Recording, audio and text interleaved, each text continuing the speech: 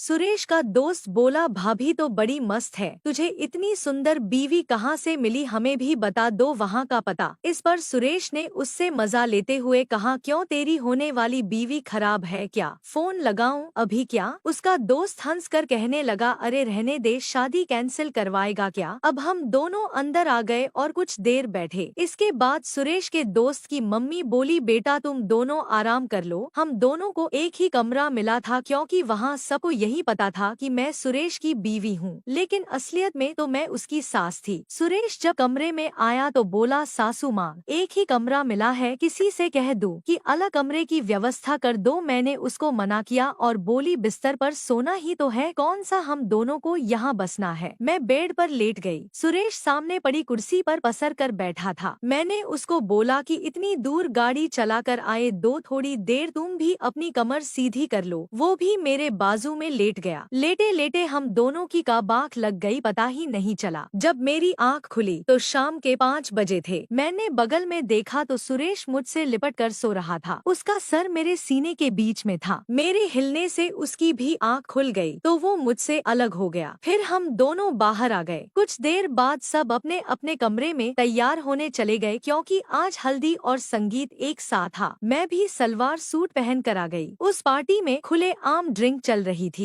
लेकिन मेरी हिम्मत नहीं हुई कि मैं ऐसे सबके सामने ड्रिंक पी लूं। ये बात मुझसे कुछ दूर पर बैठा सुरेश समझ गया और उसने मुझे इशारे से बुलाकर एक किनारे 2 पैग लगवा दिया। ड्रिंक पीकर मैं सबके साथ शामिल हो गई और सुरेश सब आदमियों के साथ पीने लगा। सब कार्यक्रम देर रात को खत्म हुए तो मैं अपने कमरे में आ गई। मैंने कमरे में आते ही अपने कपड़े बदल कर वही नाइटी पहनी। मैं आकर बिस्तर पर लेट गई। कुछ देर बाद सुरेश भी आया। उसने पहले तो मुझे बड़े ध्यान से देखा। मैं तो अपनी आधी आंख बंद करके बस यूं ही लेटी थी। उसको लगा कि मैं सो चुकी हूँ तो वो सिर्फ अंडरवियर में मेरे बगल आकर लेट गया। कुछ देर में मेरा दामाद धीरे धीरे मेरी तरफ सरकता हुआ आया और धीरे से करवट लेने के बहाने उसने मेरे पेट पर हाथ रख दिया। उसको ये नहीं मालूम था कि मैं अभी जाग रही हूँ, लेकिन उसकी इस हरकत ने मेरे पूरे शरीर में एक सहरन सी मचा दी। कुछ देर इसी तरह लेटे रहने के बाद उसका हाथ धीरे धीरे मेरे पेट से ऊपर बढ़ने लगा और आखिर उसने मेरे सीने पर अपना हाथ रख दिया। कुछ देर वो यूं ही ये देखने को रुका रहा कि मैं जाग तो नहीं गई। इसमें मुझे भी बराबर का मजा आने लगा। मैं चुपचाप अपने दामाद की हरकतों का मजा लेने लगी। जब कुछ देर तक मैंने कोई भी हरकत नहीं की तो अब उसने मेरे शरीर को हल्के हल्के से सहलाना शुरू कर दिया, जिससे मेरा मन करने लगा, पर अभी भी मैं चित पड़ी थी। इससे उसको हौसला थोड़ा और बढ़ा तो उसने अब धीरे से मेरी नाइटी सामने से हटा दी। उसकी इस हरकत से मेरा भी मन होने लगा, लेकिन अभी भी मुझे सोने का नाटक करना था। थोड़ी देर मेरे शरीर को सहलाने लगा, फिर थोड़ी देर बाद मेरे सीने पर सर रख कर सो गया। थोड़ी देर बाद मेरी भी आंख लग गई। सुबह मेरी आंख देर से खुली तो देखा कि सुरेश मेरी सीने पर लेटा था। मैंने उसको जगाया तो वो एकदम से हड़बड़ा कर उठ गया। फिर मैं अपने कपड़े ठीक करके फ्रेश होने चली गई। उसके बाद मैं बाहर सबके साथ आ गई और सुरेश भी नाश्ता करके शादी वाली जगह पर चला गया। दोपहर के खाने के बाद मैं कमरे में आई और कुछ देर बेटी से बात करके एक रोमांटिक फिल्म देखने लगी। मुझे रात वाला सीन याद आ रहा था और मेरा मन करने लगा। शाम को मैं बाहर ही थी तो सुरेश भी आ गया। उस टाइम 7 बजे थे। सुरेश मुझे देखकर बोला, अभी तक आप तैयार नहीं हुई, चलो जल्दी तैयार हो जाओ। सुरेश कमरे में आकर मुझसे बोला, आप मेरे भी कपड़े निकाल दीजिए। ये कहकर वो नहाने चला गया। मैंने उसके कपड़े निकाले और अपने भी कपड़े निकाले। मैं जल्दी से नहाने लगी। मैं जानबूझकर अपनी तौलिया भी बाहर ही छोड़ कर आई थी। नहाने के बाद मैंने दरवाजा हल्का सा खोलकर सुरेश से तौलिया मांगा तो तौलिया देते समय उसने मुझे जितना देख सका उतना देखने की कोशिश की। मैं उसे नजरअंदाज करके तौलिया बांध कर बाहर आ गई और कपड़े पहनने लगी। पहले मैंने पेटीकोट पहना और ब्लाउज पहना। मैंने अपने ब्लाउज की डोरी उससे बांधने के लिए बोली तो वो तुरंत आकर बांधने लगा। सामने मिरर में मुझे ताड़ने लगा। फिर वो तैयार होकर बाहर चला गया और मैं भी जल्दी से तैयार होकर बाहर आ गई। सुरेश ने मुझे देखकर कहा, कसम से बहुत अच्छी लग रही हो आप। उसकी बात पर मैं शर्मा गई और हल्का सा मुस्कुरा दी। थोड़ी देर बाद हम दोनों गाड़ी से शादी में आ गए। कुछ देर एंजॉय करने के बाद मैंने ड्रिंक पी क्योंकि वहाँ खुले आम चल रही थी। सुरेश भी ड्रिंक पीने लगा, लेकिन मुझको एक बार में पूरा पैक पीना पड़ा क्योंकि वहाँ सब लोग घर के भी थे। जब भी मैं एक बार में ड्रिंक पीती हूँ तो मुझे बहुत चढ़ जाती है। उस दिन भी ठीक ऐसा ही हुआ। हम दोनों ने साथ में खाना खाया और करीब 1 बजे तक मैं बहुत ज्यादा टल्ली हो गई थी। मुझे बस लेटने का मन होने लगा था। मैंने सुरेश को बोला तो वो थोड़ी देर में मुझे गाड़ी से घर ले आया। उस टाइम घर में ज्यादा लोग नहीं थे। सुरेश मुझे पकड़कर कमरे तक ले गया। अंदर जाते जाते मेरी पूरी साड़ी खुल गई और मैं सिर्फ पेटीकोट और ब्लाउज में रह गई थी। वो ब्लाउज भी ऐसा था कि अगर मैं ब्लाउज ना पहनती तो वो उससे ज्यादा अच्छा होता। जब सुरेश ने मुझे बेड पर लिटाया तो मैंने अपना हाथ उसके गर्दन के पीछे से पकड़ रखा था। मुझे लिटाते वो भी मेरे ऊपर आ गया और मैंने उसको छोड़ा भी नहीं। उसका भी मन मुझे देखकर बहकने लगा और मैं तो ज्यादा होश में भी नहीं थी। उसने मुझे किस करना शुरू कर दिया, जिस पर मैं भी उसको किस करने लगी। मैं नशे में बस इस माहौल का मजा ले रही थी। जब सुबह नींद खुली तो सुरेश मुझे किस कर रहा था। मैं भी इसमें उसका साथ देने लगी और उस समय एक बार फिर से मेरे दामाद ने मुझे प्यार किया। प्यार करने के बाद हम दोनों नहा धोकर तैयार हो गए। फिर नाश्ता करके घर को निकल आए। जब मैं घर आ गई तो सब सामान्य रहा। ये सब काम मैंने मेरी बेटी का घर बचाने के लिए किया ताकि वो खुश रहे और उसके ससुराल वाले उससे खुश रहें। मैंने शुरू तो नेक काम के लिए किया था, लेकिन अब मुझे भी मजा आने लगा था। इसी तरह मैं उस घर में पूरे समय रुकी जब तक उसको बच्चा नहीं हो गया।